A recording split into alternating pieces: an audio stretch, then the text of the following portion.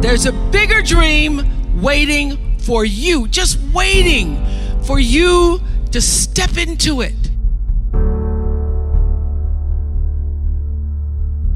Everything you try to do is already done. So when I figured that out, oh, what I'm putting out is what's coming back. Let me get real clear about what it is I'm putting out. Real clear. So I read a book about 1989 called Seed of the Soul. And in that book, Gary Zukav talked about the laws of karma, of the laws of cause and effect, the third law of motion. And in that book, he talked about how intention, your intention is always one with the law. Meaning, before you even think about a thing, you have an intention for the thing. And that the intention is going to determine the outcome.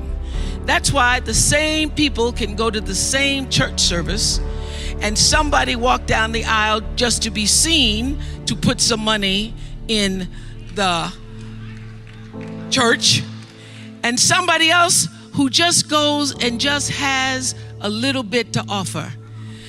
The intention with which you give, the intention with which you serve determines the outcome. So when I figured that out, I went, whoa. I changed everything I did on my show. I called in the producers and I said, from this day forward, I will no longer be speaking to the KKK. I will no longer be speaking to people who are fighting each other in a way that it is damaging to the character of myself and other people who watch. From this day forward, I am only going to do intentional television. So it is my intention to fulfill the dream of the Creator. It is my intention to live to the highest calling and be pressed to the mark of the highest calling that I have come to do. And when you can ask the Creator, ask that which made you you, what is your dream for me? I guarantee you, instead of you trying to define the dream, what is your dream for me? If you're able to lean into the dream that the universe and all the forces of light and love and power and grace by all the names that we call God has for you, nobody can touch you. Every single day, I would have a pre-show meeting and have the producers come in and state to me, what is your intention? How do we want to use whoever is on this show, whatever is happening on this show, to serve the audience in a way that fulfills the mission of uplifting, enlightening, encouraging, as well as entertaining. And if it doesn't do that, then I can't do it. There's a bigger dream waiting for you, just waiting for you to step into it. To step into it. Your life is big. Your life is huge. And we spend so much time wanting to be in somebody else's life. And you don't get honored, you don't get revered, you don't get celebrating wanting what somebody else has,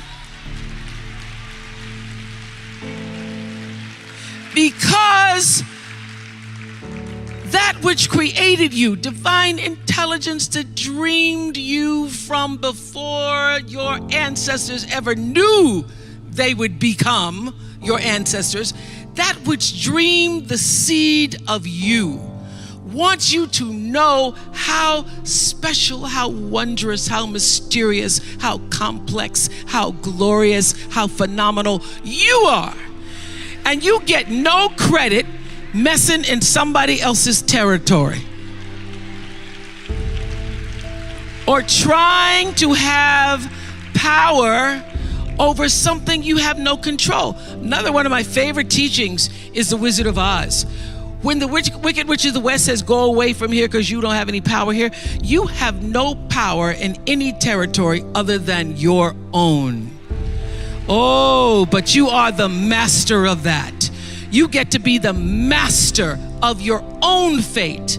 You get to be the captain of your own soul. And if you just manage that, if you just took care of your territory, oh, the glorious, glorious, glorious, wondrous opportunities and possibilities that are waiting for you. So the question is, what are you resisting?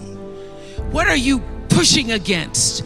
What are you not allowing? What are you blocking because you have this idea of who and what you're supposed to be, instead of leaning into the dream that's already been created and waiting for you. It's waiting for you. And the second, it's an instant thing. It's a shift in the way you see yourself and the power from which you have come. I went through some tough times after I left the Oprah show. I made a conscious decision that when I felt I had said all that I could say and the audience had heard it, that I would move on and that I would not spend my life regretting or trying to hold on to what used to be or hold on to what I had. So I dreamed this dream of starting a network. And in the beginning, it was a struggle. It was a struggle because honest to goodness, I did not know what I was doing. I was trying to figure it out. I thought that the Oprah show audience would follow us to OWN, and then I realized y'all didn't have cable.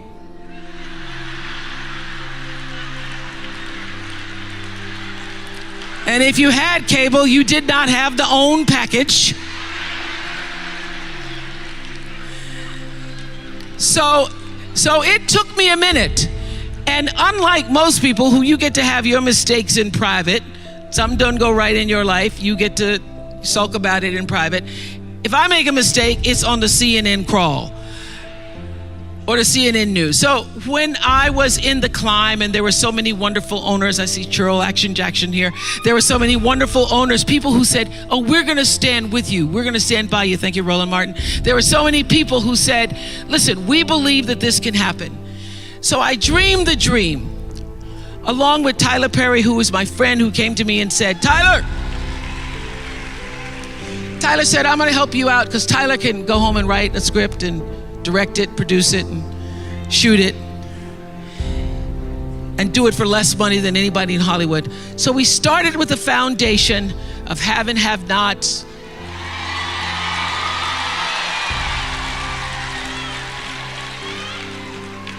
If loving you is wrong, love thy neighbor, Mama Hattie. And then I started to dream another dream about scripted television, because in the beginning I was told you couldn't do it. You couldn't do it, didn't have enough money to do it. And I dreamed the dream. I read Proverbs 11:28 that says, those who trust in their riches will fall, but the righteous will rise and thrive like a green leaf.